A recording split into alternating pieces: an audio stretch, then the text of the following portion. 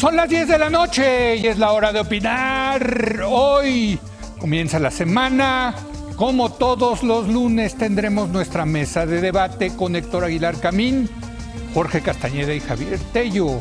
Esta noche, a lo largo de todo el programa, vamos a debatir sobre la toma del Capitolio en Estados Unidos y las implicaciones de este hecho inédito en Estados Unidos, en México y en el mundo.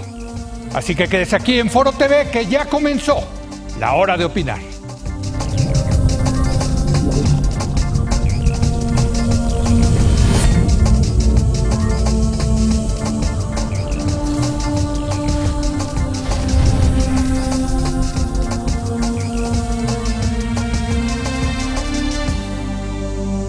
Muy buenas noches. Después del periodo vacacional, comenzamos el 2021 con mucho entusiasmo, deseando que ustedes y sus familias se encuentren bien y sobre todo con mucha salud. Les recuerdo que en la Ciudad de México continuamos en semáforo rojo por la pandemia, así que no bajen la guardia y sigan tomando las medidas sanitarias para evitar los contagios. Nuestro tema de esta noche es la toma del Capitolio en Estados Unidos. El pasado 6 de enero, el presidente Donald Trump instó a sus seguidores a marchar hacia el Congreso para manifestarse contra el supuesto fraude electoral y evitar que certificaran los votos que le daban el triunfo a Joe Biden. Este asalto dejó a un policía y 4 manifestantes muertos. Mientras tanto, la mayoría demócrata busca someter a Trump a un segundo juicio político por incitar a la insurrección.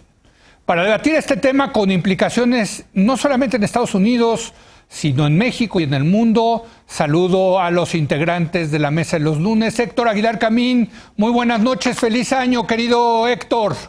Muy buenas noches, Leo, Jorge, Javier, muy buen año, muy feliz año. Jorge Castañeda, buenas noches y feliz año. Feliz año, Leo, Héctor, Javier, muchas felicidades. Lo mismo para ti, querido Javier, muy buenas noches y feliz año. Leo, buenas noches y feliz año a todos. Bueno, este tema de la toma del Capitolio, desde luego, tiene muchos asuntos que se pueden analizar, pero Héctor, yo creo que hay que empezar con una condena a lo sucedido en Estados Unidos. Aquí yo sí creo que uno no puede tener medias tintas y decir que, bueno, no hay que ser intervencionistas en asuntos de otros países o buscar argumentos civilinos para tratar de justificar lo injustificable. Yo sí creo que este es un atentado contra la democracia y los que creemos en la democracia liberal estamos obligados a condenar un tema como el que sucedió la semana pasada en Estados Unidos, Héctor. Sí, absolutamente. Me parece que es un acontecimiento que nos corresponde a todos, que de alguna manera influye en todo lo que es nuestra vida política, no solo la de México, no solo la de Estados Unidos, sino en general. Es un momento de concentración de la atención y de las consecuencias mundiales en lo que puede haber pasado, que pudo pasar muchas cosas mucho peores de lo que sucedió, pudieron haber pasado en Estados Unidos por el comportamiento de un líder irresponsable que exacerba la ceguera que él mismo ha introducido en sus seguidores para dar, yo creo, que un paso más allá de lo que hubiera sido tolerable, incluso en el caso de Trump. Me parece que cuando le llamas la toma del Capitolio, estás haciendo como una descripción objetiva de lo que pasó. Pero lo que pasó desde el punto de vista de las emociones políticas del pueblo americano, de la reacción de sus políticos profesionales, de los estadounidenses mismos, independientemente de si son republicanos o no. Hay una muy interesante encuesta que hizo PBS diciendo cuántos estadounidenses están de acuerdo con lo que vamos a seguir llamando la toma del Capitolio. Solo el 8%. Sí. Es decir, el acuerdo con esto no tiene nada que ver con el acuerdo que puedan tener independientemente con Trump. Es como si hubieran tocado algo sagrado hubiera incurrido en un sacrilegio de una sede pública que los americanos tienen en su corazón y en su cabeza con un aprecio probablemente sobredimensionado, pero de una intensidad religiosa. Entonces, no puedes tocar esos símbolos sin tener estas consecuencias. Entre republicanos, la reprobación creo que es un poco más alta, o la aprobación es un poco más alta, que tiene 18, y entre demócratas hay un 3% que aprueba la toma del Capitolio. Digo la toma del Capitolio una vez más porque como para hacer el contraste con lo que está siendo descrito por los políticos americanos, en particular por la Casa de Representantes y por Nancy Pelosi, como qué es lo que pasó ahí. Y de lo que ellos están hablando no es de la toma de un edificio. De lo que ellos están hablando es de insurrección y de rebelión. Es decir, están hablando de algunos de las conductas públicas ilícitas que están penadas en la Constitución con una práctica expulsión de la vida política, de la vida civil política de quien incurre en tal cosa. De manera que la toma del Capitolio, por describirla así, en realidad desde el punto de vista de las consecuencias políticas y de su descripción legal, es insurrección, es rebelión, es la posibilidad de que quien indujo esta toma del Capitolio quede fuera de los derechos ciudadanos que tiene hasta ahora para ser parte de la vida política de su país. De manera que estamos hablando de una cosa gravísima y seria. Solo en un acto de ceguera voluntaria y de sordera voluntaria del tamaño del que es capaz nuestro presidente, este asunto no es materia de su consideración política. No, bueno, yo sí creo, insisto, Javier, que hay que condenar lo que pasó en Estados Unidos. No es momento de tener medias tintas ni de escudarse en argumentos, en que si Twitter, etcétera. A ver, lo que pasó fue gravísimo para una de las democracias más añejas del mundo y que ha tenido tanta influencia en todo el mundo, en todo el planeta, Javier. Coincido en que hay que, sin lugar a duda, condenar y lamentar ambas cosas. Lo ocurrido el 6 de enero, sin lugar a duda, donde empiezo a tener algunas diferencias y reconozco también que otros jefes de Estado, primeros ministros, presidentes de otros países deben de condenar y lamentar lo ocurrido el 6 de enero. La abrumadora mayoría de ellos lo ha hecho, incluso gente afín o que tenía una cierta cercanía con Donald Trump, como Boris Johnson o Modi de India. Ha sido generalizada, creo yo, entre jefes de Estado la condena, el lamentar lo ocurrido el 6 de enero. Donde empiezo a discrepar un poco con lo dicho por Héctor, es que creo que no se trata de algo tan excepcional en la historia de Estados Unidos. Creo que hay que ponerlo en un contexto donde la violencia, o sea, parte de la explicación de lo ocurrido, parte, no toda la explicación, pero parte de la explicación de lo ocurrido el 6 de enero tiene que ver con una historia muy particular de Estados Unidos. En ese sentido, yo no lo caracterizaría como algo tan excepcional, y menos después de los últimos 4 años. Es decir, en cierto sentido pasó lo impensable, pero en cierto sentido también pasó algo totalmente predecible. No sé, en fin, es algo que podríamos discutir más adelante. Sí, bueno, ya hay novelas como la de Philip Roth, ¿no? Que avanzaban esta idea, desde luego, pero yo insisto, y quiero tu opinión también, Jorge, sí hay que condenar lo que pasó en Estados Unidos. Sí, abiertamente, sin tapujos, sin complicarse la vida, Leo, es condenable desde todos los puntos de vista, como lo sería una toma o la incitación a la toma el Congreso en Brasilia, en Santiago de Chile, de la Asamblea Nacional en Francia o del Parlamento en la India. Es decir, ahí donde hay un régimen democráticamente electo, reconocido por el mundo entero como tal, más allá de si es el más viejo, no el más viejo, el mejor, el peor, todo lo que se quiera, mientras eso existe y sectores de un país por la fuerza entran a ese recinto con el objetivo evidente no solo de interrumpir un proceso perfectamente establecido en la Constitución y en las leyes, sino también de colgar al vicepresidente Pence y de asesinar a la lideresa Pelosi, explícitamente dicho por ellos, eso es condenable por cualquier persona en el mundo. Estas, francamente, que se dicen en México, pues digo, es el único país más o menos racional en el mundo donde esto podría suceder, que alguien diga, yo no opino, pues, ¿cómo que no opinas? Y si pasara en México, ¿no te gustaría que opinaran o qué? Pues parece ser que no. Parece una cosa absolutamente clara y donde no debe haber motivo de discusión, y por eso todos los jefes de Estado del mundo, mencionaba Javier dos, pero además de eso podríamos, y hasta Netanyahu. Pues, Netanyahu, sí. Más amigo de Trump no hay, ni López Obrador.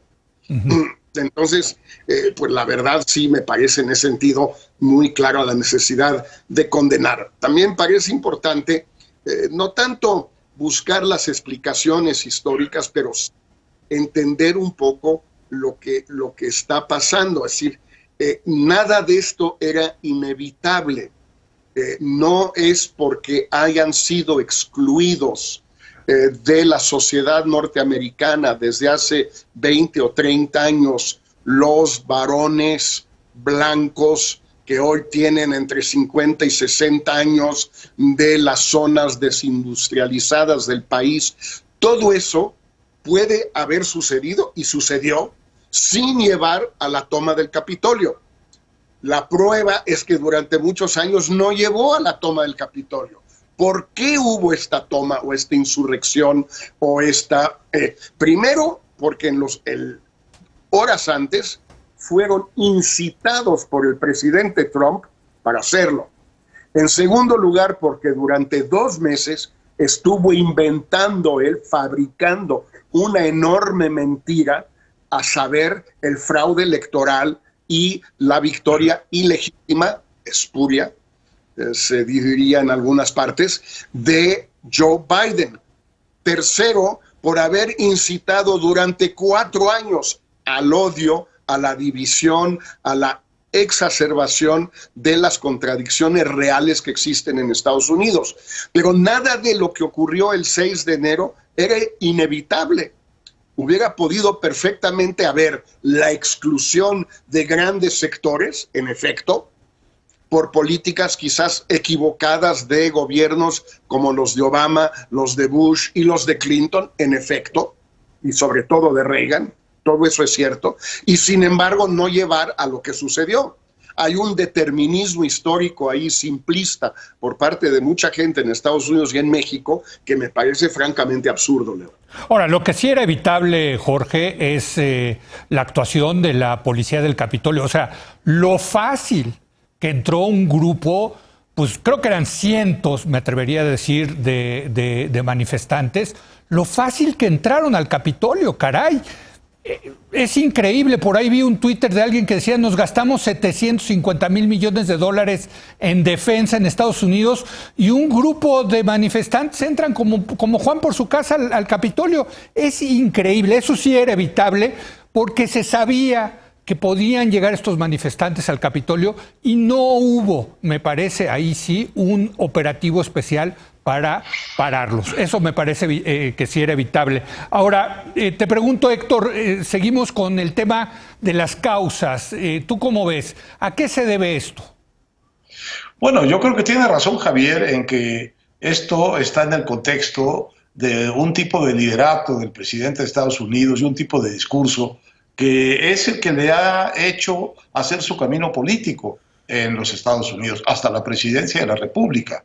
El origen de esto es, desde luego, el liderato de Trump. Me parece que aquí el liderato es más importante que, digamos, los seguidores que estaban ahí en condiciones sociales, en condiciones históricas, en condiciones económicas proclives a darle su oído y darle su credibilidad a un discurso como el de Trump. Pero me parece que aquí la causa eficiente directa de lo que sucedió es el discurso de Trump. Físicamente es el antecedente del hecho, que es un hecho, voy a diferir por completo con Javier en esto, para nada predecible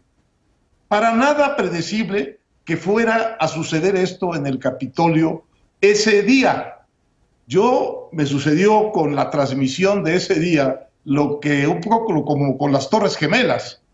Empecé a no dar crédito a lo que estaba sucediendo cuando oí el discurso de Trump arengando a esos miles de gentes y diciéndoles que tenían que pelear por las cosas si querían conseguirlas, arengándolas a decir, allá adentro se están robando la democracia americana, calentando al público con una eficacia que en efecto había, digamos, logrado acumular a lo largo de su trayectoria, con cosas que les eran muy familiares, pero en un tono de violencia y de incitación que simplemente yo no había oído, mucho menos lo había oído enfrente del Capitolio. Y si algo hay que no era previsible, por lo menos para mí durante todo ese momento, es que hubiera la efectiva toma del Capitolio, que efectivamente todas esas multitudes se fueran a esa toma del Capitolio. Yo no sé cuántas veces habrá sucedido esto en Estados Unidos. Creo que ninguna. Creo que es un momento absolutamente excepcional de la política americana, con todas sus características populistas que tenga y que podamos rastrear en la historia. Me parece que es un momento único, excepcional, en el que fueron, digamos, atropellados todos los tabús, todas las restricciones, todas las convicciones comunes de los ciudadanos americanos respecto de su democracia y respecto de el carácter inviolable del respeto obligado, repito, cuasi religioso, a los recintos en donde está encarnada, expresada esa democracia que ellos tienen con muchas muy buenas razones en tan alto aprecio. De manera que sí creo que fue un momento único, no previsible y particularmente transgresivo de la sensibilidad del pueblo americano. No estoy hablando de mi propio escándalo viendo lo que sucedía. Ahora, si tú lanzas miles y miles de gente contra, lo hemos visto en México, si las lanzas de veras contra una sede como el Capitolio, no hay valla que resista, a menos que traigas allí 150,000 soldados. No hay valla, no hay cordón de seguridad que resista la marea de lo que en el fútbol se conoce como el portazo. Va la masa empujando y no hay manera de contenerla, a menos que hagas una matanza, a menos que hagas un acto de fuerza de tal tamaño que quizás sería peor ese acto de fuerza que lo que se trata de evitar. Pero fíjate, sí, aquí, a ver, Héctor, déjame diferir contigo en eso, porque aquí en 2006, cuando la toma de posesión de Felipe Calderón, sí hicieron un operativo muy importante para evitar que la gente llegara al Congreso, lo cual significó prácticamente poner unas vallas impresionantes, prácticamente cercar al Palacio de San Lázaro, ¿no? Y sí evitaron que la gente llegara, digamos, la gente que apoyaba a López Obrador a la toma de posesión de Felipe Calderón. Sí, pero todo depende del nivel de violencia en que la turba, en que la masa que protesta está dispuesta a llegar. Todo depende de eso. Sí. ¿Cuál es el límite que esa masa tiene?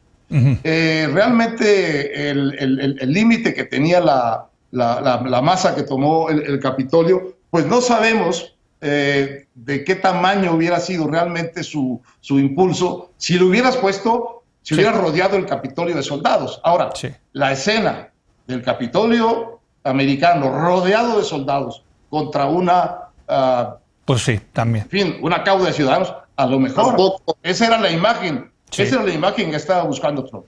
Ese es un buen punto. Quiero ver tu opinión, Javier, ¿por qué tú dices que sí era predecible? Supongo que por la vieja tradición histórica que hay en Estados Unidos, una tradición de unas minorías libertarias, antigobiernistas, populistas, que incluso se arman en estas milicias que hay por todo el país, ¿no? No sé si a eso te refieras tú con predecible. En parte, pero era predecible en el sentido que lo predijeron. Es decir, precisamente le dijeron a la policía responsable de cuidar la seguridad del Capitolio que le mandaban la Guardia Nacional, esto antes de que llegara gente. O sea, se pensó en esa posibilidad, le ofrecieron a la policía ayuda de la Guardia Nacional y dijeron que no. Uh-huh. ¿Por qué dijeron que no? Valdría la pena preguntar, pero en otras ocasiones sí han aceptado ese tipo de apoyo. O sea, era predecible en el sentido que lo pensaron, lo planearon y se tomó la decisión de no involucrar a la Guardia Nacional. Yo no creo que hubiera habido ningún problema de imagen involucrando a la Guardia Nacional en lo personal.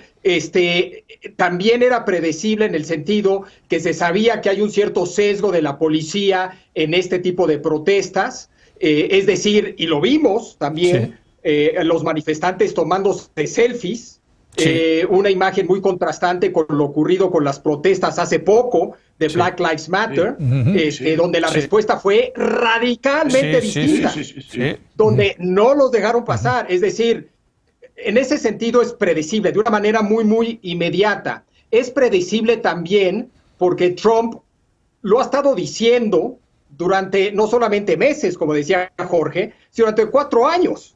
Uh-huh. ¿No? Lo dijo en 2016 que no aceptaría los resultados de la elección si no ganaba. Lo dijo a lo largo de sus 4 años. En estos 2 meses ha insistido. Es alguien que claramente, después de conocerlo como presidente de 4 años, sabemos que cumple o trata de cumplir sus promesas. Se ha estado moviendo de trinchera en trinchera. La primera trinchera fueron las urnas. Ahí perdió. La segunda trinchera fueron las cortes. Ahí perdió. ¿Cuál quedaba? La calle. Y ahí se fue. Yo creo que era predecible para empezar por todas esas razones. Además, la parte histórica que tú mencionabas, Leo, creo que también es relevante, sin llegar a ningún determinismo del que se quejaba Jorge. Es decir, yo no tengo la menor duda de que un factor clave aquí es Donald Trump, empezando por su discurso incitando a que fueran a protestar al Congreso y además toda una presidencia donde ha despreciado la ley y las instituciones y la democracia americana, etcétera, etcétera, etcétera. No tengo la menor duda de que Trump es un factor importante. Ahora, tú solamente logras incitar a gente y a un número importante de gente cuando también se dan otras condiciones. Si un loco hace 30 años hubiera parado en el mall en Estados Unidos a incitar a gente, pues hubiera logrado que se le pegaran 2, 3 turistas, le hubieran tomado una foto y subieran caminando. ¿Me entiendes? El que logres incitar a un número significativo de personas y que alrededor del 20% más o menos, si escuché bien, Héctor, la encuesta de PBS del partido de los republicanos respaldan esa acción, es que algo más está pasando en Estados Unidos, sin llegar a ningún determinismo. Y tiene que ver con un chorro de factores, incluyendo el del racismo y muchas otras cosas, ¿no? Pero mira, eso lo sabe Leo muy bien. El tema de las minorías que apoyan aberraciones es muy conocido por los encuestadores en el mundo. Si tú preguntas en México sistemáticamente, ¿tú crees que hace falta una revolución violenta para cambiar las cosas en México? Hay un 13% fijo que te dice que sí. Sí. Es decir, eso no tiene nada que ver con la otra clientela de Trump, que tú conoces muy bien y has revisado muy bien mucho tiempo en este mismo espacio, que es el de ese 40% de votantes fijos que se sienten representados en sus agravios por el discurso antisistémico, antielitista, reaccionario de Trump. Esos siguen ahí, pero de lo que estamos hablando es del acto específico, del apoyo específico a esta toma del Capitolio, que fue como una especie de insulto para la tradición y para la sensibilidad democrática de los estadounidenses en general. De manera que ahí un 8% de gente que esté de acuerdo con el Capitolio, pues es el 8% de locos que va a haber en cualquier encuesta respondiendo la pregunta más loca que quieras hacer. Jorge. A ver, hay que agregar dos cosas. La primera, sabemos ahora, quizás ese día no, pero ahora que llegó gente de todo Estados Unidos a esa manifestación, que emprendió camino varios días antes, con una organización bastante sofisticada en las redes, etcétera, etcétera.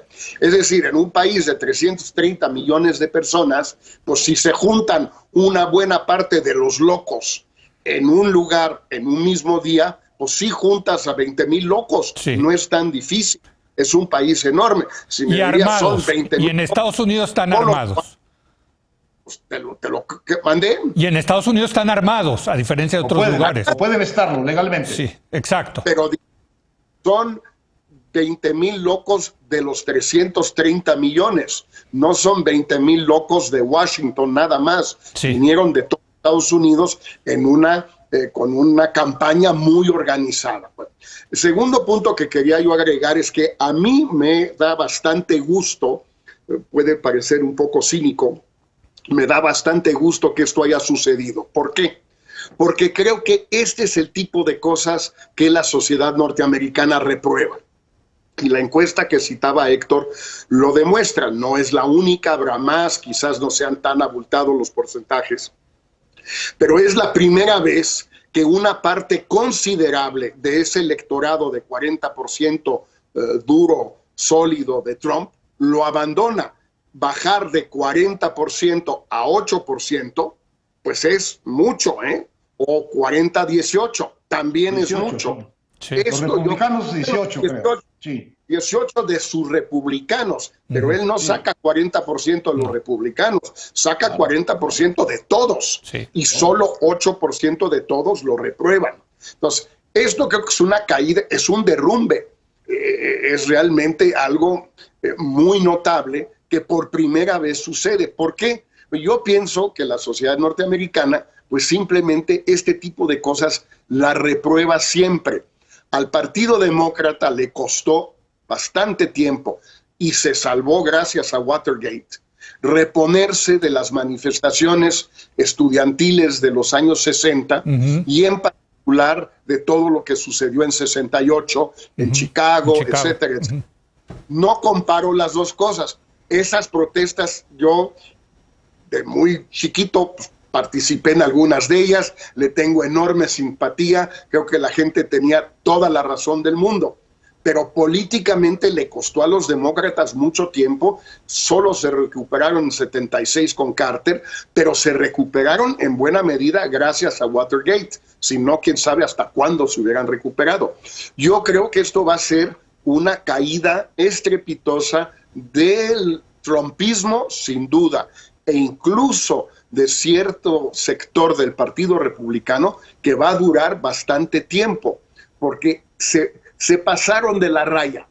Y eso en Estados Unidos, decía un amigo antes, no lo voy a ventanear, pero decía un amigo antes, es como si en México una turba un buen día tomara la Basílica de Guadalupe. Eso no se lo va a aceptar nadie en México, ni los unos ni los otros, ni fifís ni chairos. No, es inaceptable, con o sin razón, eso es aparte. El Capitolio no es exactamente lo mismo, pero algo hay de eso. Conviene recordar que no ha habido una toma desde que los ingleses quemaron el Capitolio en 1812. Sí. Pues son más de guerra. En guerra. Estaban en guerra. En una guerra, no una acción, una guerra. El ejército del sur nunca pudo entrar. Sí. Bueno, déjenme, voy a hacer una pausa y voy a regresar preguntándoles qué tienen que hacer ahora con Donald Trump. Hay toda la idea de hacerle un impeachment, un juicio de destitución. Yo pienso que sí se lo tienen que hacer, que tiene que haber, como dicen en Estados Unidos, accountability, rendición de cuentas. Pero bueno, también me quisiera escuchar la opinión de nuestro panel de los lunes. Regresamos en un momento más.